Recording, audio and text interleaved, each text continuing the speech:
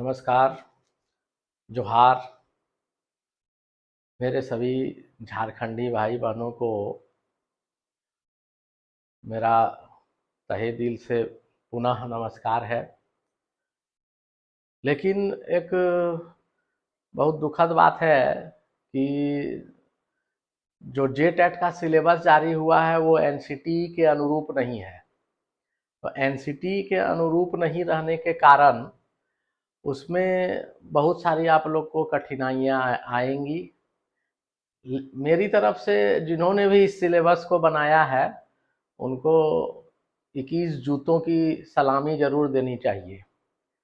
खैर कोई बात नहीं, आपदा में ही अवसर होता है। तो इसमें जब सिलेबस ऐसा दे दिया तो उसी में आप लोग तैयारी करेंगे। तो इसके अंतर्गत पहले सबसे पहले तो मेरा परिचय ले लीजिए कि मैं कौन हूँ, क्या करता हूँ, क्यों यूट्यूब पर पढ़ा रहा हूँ आप लोग को, इसकी जानकारी। मेरा नाम डॉक्टर ARJ है। मैंने 2011-2016 का जेटेट उत्तीर्ण किया है। 2012 में मैंने सीटेट भी उत्तीर्ण किया है और 2019 में मैंने नेट एजुकेशन में जून और दिसंबर 2 बार निकाला हुआ है। साथ ही मैंने 2021 दिसंबर में शिक्षा शास्त्र में PhD कंप्लीट किया हुआ है। तो इतने सारे अनुभव मेरे अंदर हैं, तो उस अनुभव का फायदा आप लोग उठाइए। एक भी क्वेश्चन CDP का जो मैं पढ़ा रहा हूँ उससे बाहर नहीं आएगा। चलिए आगे बढ़ते हैं। आज का जो टॉपिक है, थॉर्नडाइक का नाम आप लोग सुने होंगे। तो उन्होंने क्या किया है, क्या है, नहीं है, इसी के बारे में हम लोग आज पढ़ेंगे। चलिए आगे बढ़ते हैं।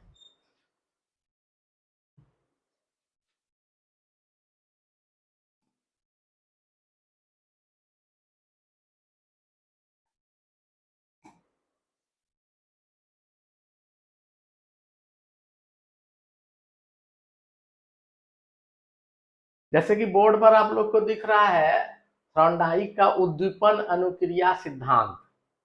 तो इनका पूरा नाम था एडवर्ड L थॉर्नडाइक ने अपनी पुस्तक एनिमल इंटेलिजेंसी 1898 में संबंधवाद का प्रतिपादन किया।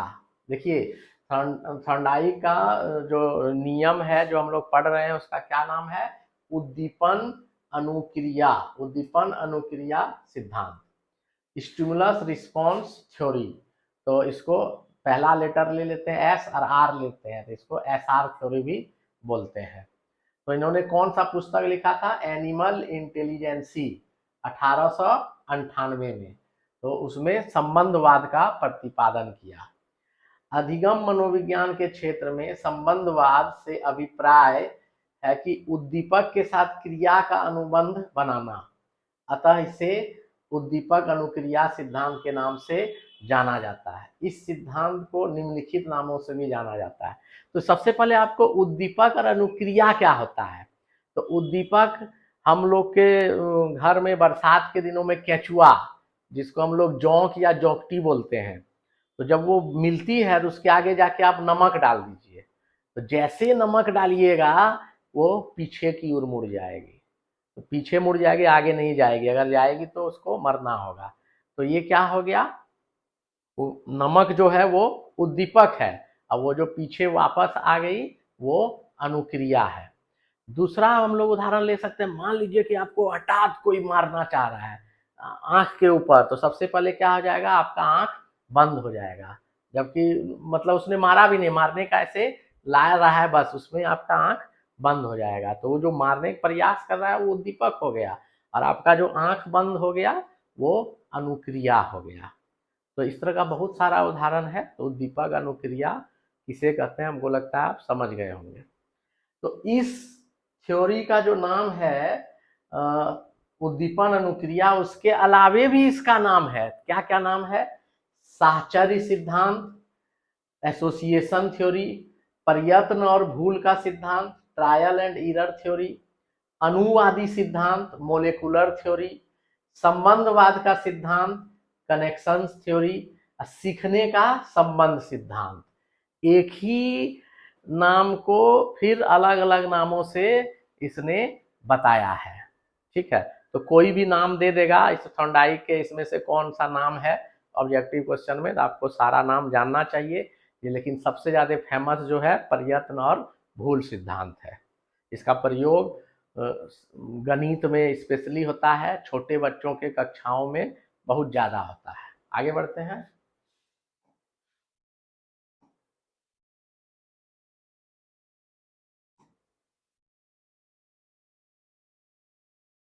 यह सिद्धांत छोटे बच्चों के लिए अधिक उपयोगी है। मैंने पहले ही बताया, इस सिद्धांत के अनुसार सीखने की प्रक्रिया के दौरान व्यक्ति के सामने एक विशेष स्थिति या उद्दीपक, जिसको स्टिमुलस बोलते हैं, होता है, जो उसे विशेष प्रकार की अनुक्रिया रिस्पॉन्स करने के लिए प्रेरित करता है। प्रत्येक अनुक्रिया या प्रतिक्रिया के पीछे कोई न कोई उद्दीपक होता है। इस प्रकार एक उद्दीपक का विशेष अनुक्रिया से संबंध स्थापित हो जाता है, जिसे उद्दीपक अनुक्रिया संबंध कहते हैं। तो उद्दीपक अनुक्रिया संबंध क्यों हुआ नाम, ये समझ में आपको आ गया। दो या दो से अधिक अनुभवों से संबंध स्थापित हो जाने के कारण इसे साहचर्य सिद्धांत के नाम से भी जाना जाता है। क्यों? दो से अधिक अनुभवों का संबंध स्थापित हो जाता है। यह संबंध इतना प्रबल होता है कि भविष्य में जब कभी उद्दीपन की पुनरावृत्ति होती है तो प्राणी उसी प्रकार की अनुक्रिया या व्यवहार करेगा जैसा उसने पहले किया था। इस प्रकार बने प्रगाढ़ संबंध को संबंधवाद भी कहा जाता है। थॉर्नडाइक ने बताया कि अधिगम की प्रक्रिया में शारीरिक एवं मानसिक क्रियाओं के मध्य संबंध होना आवश्यक है। मतलब कभी भी करेगा, एक बार संबंध स्थापित हो गया मतलब ये नहीं कि अगली बार नहीं करेगा। कभी भी कोई आपको हमला करेगा आंख के ऊपर, तो जितनी बार करेगा उतनी बार आपका आंख बंद हो जाएगा, ऑटोमेटिक, कुछ करने की जरूरत नहीं है, अपने आप हो जाएगा। नेक्स्ट आगे बढ़ते हैं।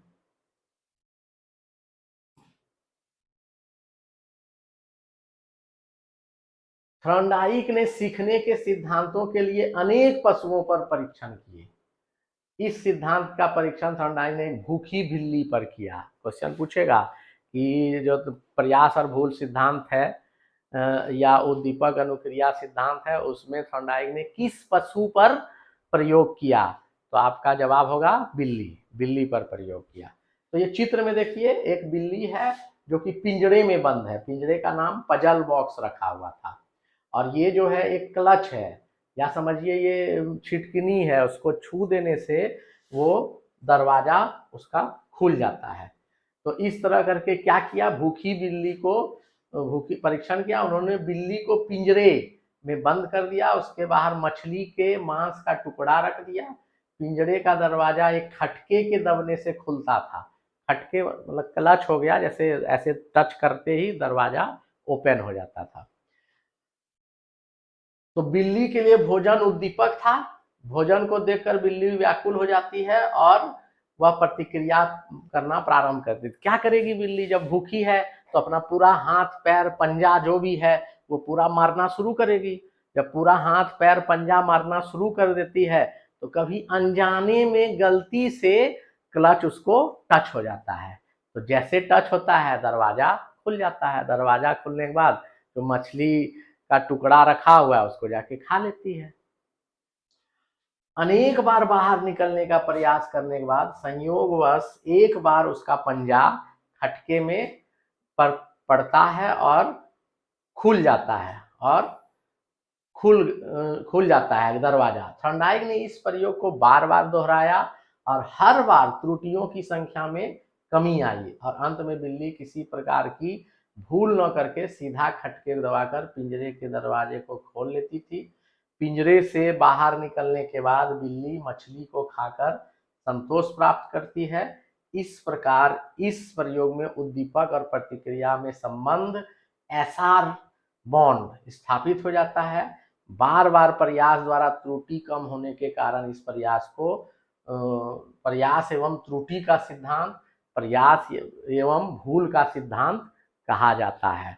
मतलब एक बार में दरवाजा खोलना उसने नहीं सीखा, बहुत बार इस प्रयोग को किया गया। तो कभी 10 मिनट में, कभी 15 मिनट में, और कभी एक वक्त ऐसा आया कि उसको समझ में आ गया कि वो वही क्लच को दबाने से, खटके को दबाने से गेट खुल जाता है।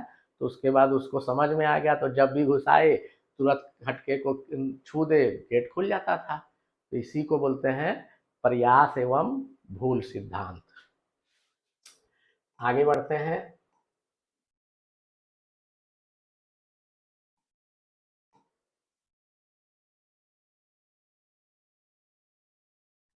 इसके अलावे थॉर्नडाइक ने 3 सिद्धांत और दिया है। तो क्या है, सीखने का 3 नियम दिया हुआ है। Law of learning, Thorndike law of learning. तो कौन, पहला लॉ है तत्परता का नियम, लॉ ऑफ रेडीनेस। हम चाहे कितनों प्रयास कर लें, शिक्षक कितनों प्रयास कर ले, अगर बच्चा पढ़ने के लिए तैयार नहीं है तो उसको सिखाया नहीं जा सकता है। यही है तत्परता का नियम। अगर वो, इसीलिए बीएड डीएलएड में इंट्रोडक्शन स्किल सिखाया जाता है, ताकि जब क्लास का वातावरण को एक्टिव कराया जाता है। जब तक वो एक्टिव नहीं होगा तब तक वो सीखेगा नहीं। तो ये तत्परता का नियम है। तो इसके अनुसार, इस सिद्धांत के अनुसार व्यक्ति शारीरिक और मानसिक रूप से तैयार होने के बाद ही सीख सकता है। सीखने के लिए तत्पर रहने से अधिगम शीघ्र एवं स्थायी होता है। तत्परता व्यक्ति को ध्यान केंद्रित करने में योगदान देती है, जिससे क्रिया सरलता से संपन्न हो जाती है। मानसिक रूप से तैयार न होने पर कोई भी कार्य और व्यवहार कष्टदायक होता है। भाटिया के अनुसार, भाटिया कोई भारतीय मनोवैज्ञानिक है, उनका नाम लिख रहा है। तत्पर होना मतलब किसी कार्य को आधा कर लेना। अधिगम के प्रति बालकों में जिज्ञासा उत्पन्न करना आवश्यक है। कक्षा कक्ष में नवीन ज्ञान प्रदान करने से पहले बालक को मानसिक रूप से तैयार करना चाहिए। जबरदस्ती कार्य कराने से उसकी भावनाओं का दमन होता है और सीखने के प्रति इच्छा शक्ति में कमी आती है। यही है तत्परता का नियम। किसने दिया है? थॉर्नडाइक ने। सीखने का 3 नियम, तो पहला नियम हम आपको बता चुके हैं। आगे बढ़ते हैं।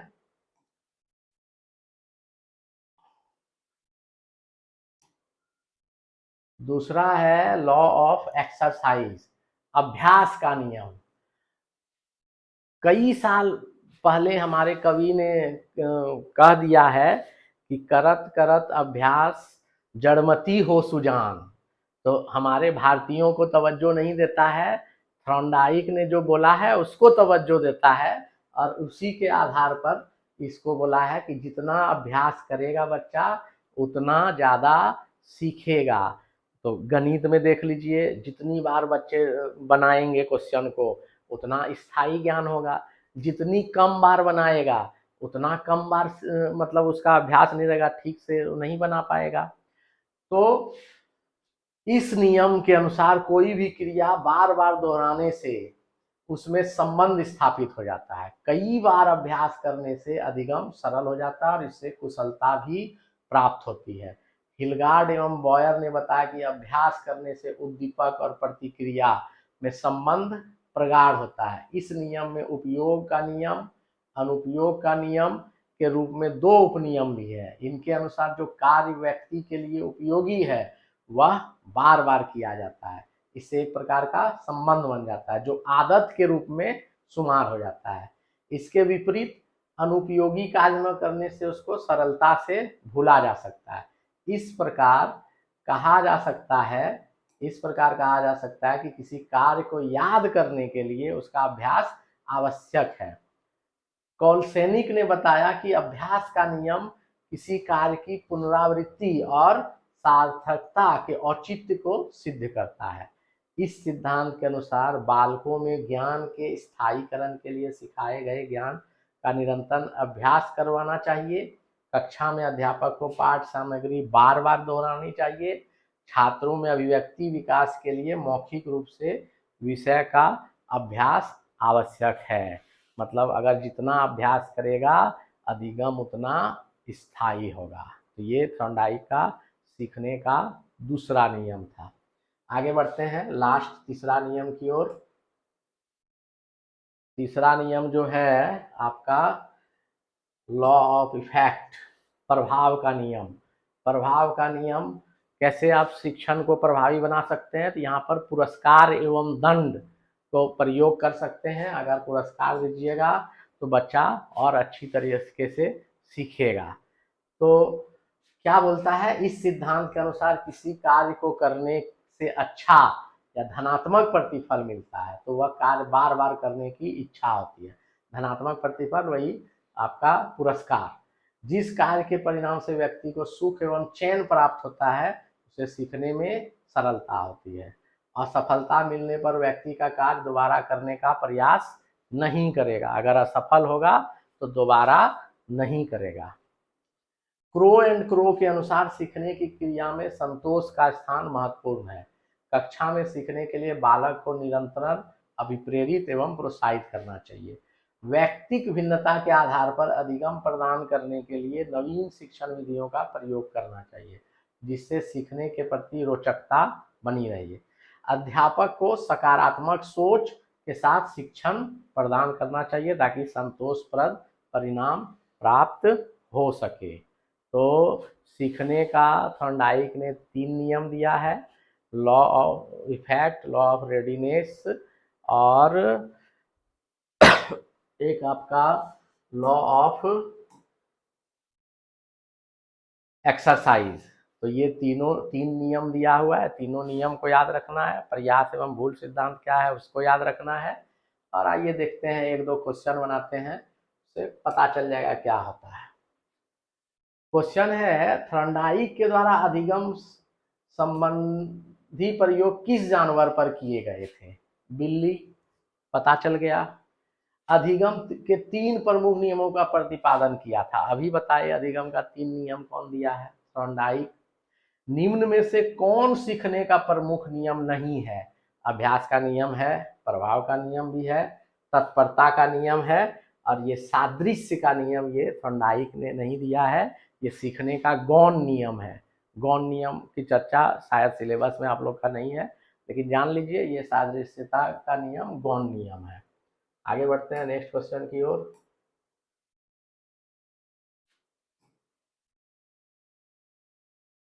सीखने के उद्दीपक अनुक्रिया सिद्धांत को प्रस्तुत किया था एडवर्ड थॉर्नडाइक ने। पढ़ ही रहे हैं तो आंसर तो वही होगा। और लास्ट क्वेश्चन है हमारा, थॉर्नडाइक के सीखने के प्रमुख नियम को नहीं बताया था। सूझ का नियम, ये भी गौण नियम के अंतर्गत आता है, ये थॉर्नडाइक ने नहीं बताया है। दोस्तों ये था आपका JTET का सिलेबस का एक टॉपिक जो कि खत्म हो गया। अब मैं झारखंडी होने के नाते मैं चाहता हूँ कि देवघरिया भाषा में, झारखंडी भाषा में आप लोग को पढ़ाऊँ। तो अगर आप लोग का इजाज़त होगा, आप लोग सपोर्ट करेंगे तो मैं ज़रूर पढ़ाऊँगा। तो चलिए हम देवघरिया भाषा या खोरटा में बात करते हैं। तो मित्र सभी जो जे आदमी चाहे छो कि JTET बढ़िया से सफलतापूर्वक निकले, ओकर लेल ई वीडियो के ज़्यादा से ज़्यादा फैला दो। आरो जते भी वीडियो स्टूडेंट या जे भी JTET एस्पिरेंट छो देखी रहल छो तो वह ज़्यादा से ज़्यादा लोगों तक फैलावो, ताकि झारखंडी भाई बहन और विद्यार्थी जे JTET दिए चाही रहल छे उसवी के सफलता मिले। काहे कि अनुभवी व्यक्ति से सीखला से ही सबसे ज़्यादा क्वेश्चन लड़े के संभावना रहे छे। तो ई लेल तोरा की करे पड़तो, ज़्यादा से ज़्यादा सब्सक्राइब करवावो सभी से। और को कॉस्ट ने, फ्री ऑफ कॉस्ट वीडियो ही चलते रहतन। पूरा जितने भी सिलेबस दिलो छे CDP के वो सारा हमें कंप्लीट करवा देबू। धन्यवाद।